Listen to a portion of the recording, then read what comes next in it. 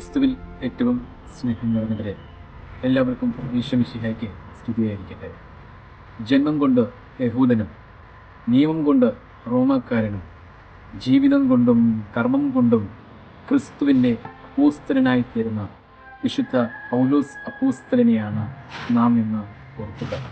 വിശുദ്ധനെക്കുറിച്ച് ഓർക്കുമ്പോൾ പെട്ടെന്ന് ഓർമ്മ വരുന്നത് എങ്ങനെ അങ്ങ് ഇങ്ങനെ ആയി തീർന്നു എന്നതാണ്.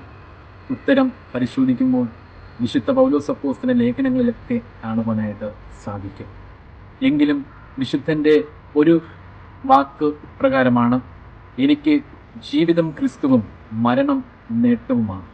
എന്തെന്നാൽ ജീവിച്ചിരിക്കുമ്പോൾ ലഭിക്കാവുന്ന ഒത്തിരിയധികം സ്ഥാനങ്ങളുണ്ടായിരുന്നു, സമ്പത്തുണ്ടായിരുന്നു. അവയെല്ലാം വേണ്ടെന്ന് വെച്ചുകൊണ്ട് സ്ഥാനങ്ങളെക്കാളും ഉപരി, സമ്പത്തിനേക്കാളും ഉപരി ഏറ്റവും കൂടുതൽ സ്നേഹിച്ചിരുന്നത് ഉദ്ധിതനായ ക്രിസ്തുവിനെയാണ്. ഇനി അങ്ങോട്ടുള്ള ജീവിതം ക്രിസ്തുവിന് വേണ്ടിയിട്ടുള്ള ജീവിതമായിരുന്നു. മരണത്തിൽ പോലും ആഹ്ലാദിച്ചുകൊണ്ടാണ് മരണം ഭരിച്ചത്.